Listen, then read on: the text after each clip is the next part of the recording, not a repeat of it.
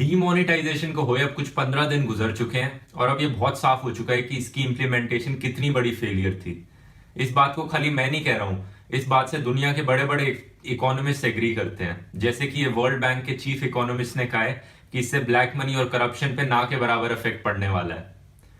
Economist का estimation है कि इससे इंडिया के जीडीपी पे 2 से 3% के बीच में इफेक्ट पड़ेगा, लॉस होगा इंडिया के जीडीपी को, और 4 लाख जॉब्स का नुकसान होगा इंडिया में। तो अब सवाल ये उठता है कि अगर डीमोनेटाइजेशन नहीं खत्म कर सकता करप्शन और ब्लैक मनी, तो क्या कर सकता है आखिर। तो इस बात का जवाब मैं इस वीडियो में दूंगा कि क्या करने से एक्चुअली में करप्शन और ब्लैक मनी को खत्म किया जा सकता है।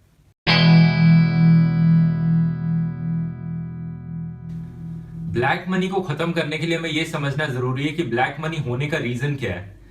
ब्लैक मनी वो पैसा होता है जिस पे लोग टैक्स नहीं भरते हैं। हिंदुस्तान में सिर्फ 1 से 2% के बीच लोग टैक्स भरते हैं, यानी 99% लोग टैक्स भरते ही नहीं है। ऐसा इसलिए क्योंकि लोगों को भरोसा नहीं है सरकार पे। लोगों को लगता है उनका टैक्स का पैसा वेस्ट जा रहा है और किसी भी डेवलपमेंट के काम के लिए यूज नहीं हो रहा है। इसलिए सरकार को, जनता को भरोसा दिलाना बहुत जरूरी है कि उनका टैक्स का पैसा अच्छी चीजों में यूटिलाइज हो रहा है और करप्ट पॉलिटिशियंस नहीं खा रहे हैं। नहीं तो जनता हमेशा टैक्स चोरी करने के नए नए तरीके ढूंढती रहेगी।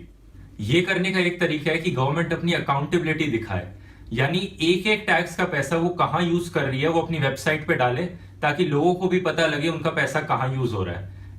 इससे लोगों को और मोटिवेशन मिलेगी अपना टैक्स भरने की। दूसरी चीज, हम सबको पता है कि ये पॉलिटिकल पार्टीज इंडिया के नंबर 1 करप्ट इंस्टीट्यूशंस में से आती है। बीजेपी और कांग्रेस का 70 to 80% पैसा अनअकाउंटेड सोर्सेज से आता है, यानी किसी को पता ही नहीं वो कहां से पैसा ला रही है अपने डोनेशन के लिए। तो सबसे जरूरी पॉइंट है पॉलिटिकल पार्टीज के लिए कि इनकी डोनेशंस ऑनलाइन डाल देनी चाहिए, ट्रांसपेरेंट होनी चाहिए और अकाउंटेबल होनी चाहिए। पॉलिटिकल पार्टीज के लिए दूसरी सबसे इंपॉर्टेंट चीज है कि वो आरटीआई एक्ट के अंदर आ जाए, क्योंकि हम सबको पता है कि आरटीआई एक्ट की वजह से कितने स्कैम्स एक्सपोज हुए हैं इंडिया में। चौथा पॉइंट है एक स्ट्रॉन्ग लोकपाल बिल लाना, जिस बिल के लिए 5 साल पहले पूरा देश सड़क पे उतर आया था प्रोटेस्ट करने के लिए। आज उसकी कोई चर्चा तक नहीं होती है। इस बात पे सुप्रीम कोर्ट ने भी सरकार को टोका है कि अगर सरकार ने कोई एक्शन नहीं लिया तो सुप्रीम कोर्ट खुद से एक्शन ले लेगा इस बात पे। नंबर 5, जो 2 नंबर का पैसा और काला धन विदेशी बैंकों में जमा है जैसे स्विस बैंक्स में, उसे वापस लाना। अगर सरकार चाहे तो ये बहुत आसानी से कर सकती है करप्शन विसल ब्लोअर्स की मदद लेकर। जैसा ये अभी एक एचएसबीसी के विसल ब्लोअर ने बताया, उनके पास ढेर सारे इंफॉर्मेशन और सॉल्यूशंस थे इस पे एक्शन लेने के लिए, और वो गवर्नमेंट की इन्वेस्टिगेटिव एजेंसी से कोऑपरेट करने के लिए भी तैयार थे। लेकिन सरकार की तरफ से बहुत ही डिसअपॉइंटिंग रिस्पॉन्स रहा है उनके हिसाब से इस बात पे। इससे पता लगता है गवर्नमेंट का इस चीज पे एक्शन लेने का कोई इंटेंशन ही नहीं है। करप्शन विसल ब्लोअर्स की बात करते हुए, इंडिया में करप्शन विसल ब्लोअर्स को बहुत ही गंदी तरीके से ट्रीट किया जाता है।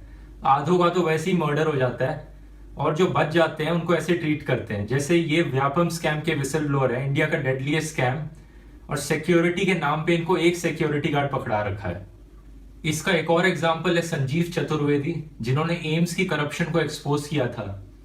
इन्हें दिल्ली गवर्नमेंट में एंटी करप्शन का चीफ अपॉइंट कर लिया था 2015 में, लेकिन सेंट्रल गवर्नमेंट को इससे प्रॉब्लम हुई और उन्हें उठा के 2-3 बार ट्रांसफर कर दिया। उसके बाद इन्हें पिछले 5 साल में 12 बार ट्रांसफर किया गया है। इस तरह से हरास किया जाता है करप्शन विसल ब्लोअर्स को। तो छठा पॉइंट है कि करप्शन विसल ब्लोअर्स को उनको डिजर्व प्रोटेक्शन और सिक्योरिटी देना। नंबर 7, सीबीआई को इंडिपेंडेंट बनाना। सीबीआई आज के टाइम पे 3 गवर्नमेंट मिनिस्ट्रीज को आंसरेबल है, यानी अगर गवर्नमेंट में कोई करप्ट पॉलिटिशियंस हैं तो सीबीआई उनको कभी इन्वेस्टिगेट कर ही नहीं पाएगी, क्योंकि गवर्नमेंट क्यों बोलेगी कि हम पे खुद पे इन्वेस्टिगेट करो। इसलिए ये होना बहुत जरूरी है। ये होना इसलिए भी जरूरी है क्योंकि रूलिंग पार्टी बहुत बार मिसयूज करती है सीबीआई का पॉलिटिकल गेम्स खेलने के लिए। गवर्नमेंट एम्प्लॉयज की करप्शन का एक बहुत बड़ा रीजन ये है कि गवर्नमेंट एम्प्लॉयज को लगता है कि उनको उनकी डिजर्व्ड सैलरी नहीं मिल रही है, जितने पैसे वो डिजर्व करते हैं उन्हें नहीं मिल रहे हैं, और वो अंडर पे किया जा रहा है उन्हें। तो पब्लिक सेक्टर की सैलरी बढ़ाकर प्राइवेट सेक्टर के कंपेरेबल अमाउंट्स तक लाना उन्हें बहुत जरूरी है। करप्शन खत्म करने का एक लंबा और टायरिंग तरीका यह है कि ब्यूरोक्रेटिक लूपहोल्स को खत्म किया जाए, डिजिटलाइजेशन की जाए और स्मार्ट गवर्नेंस लाई जाए। इसमें कहीं ना कहीं दिल्ली सरकार से एडवाइस लिया जा सकता है, जिनकी टैक्स कलेक्शन ने रिकॉर्ड ग्रोथ दिखाया है फ्री पानी बिजली सब्सिडीज देने के बावजूद भी।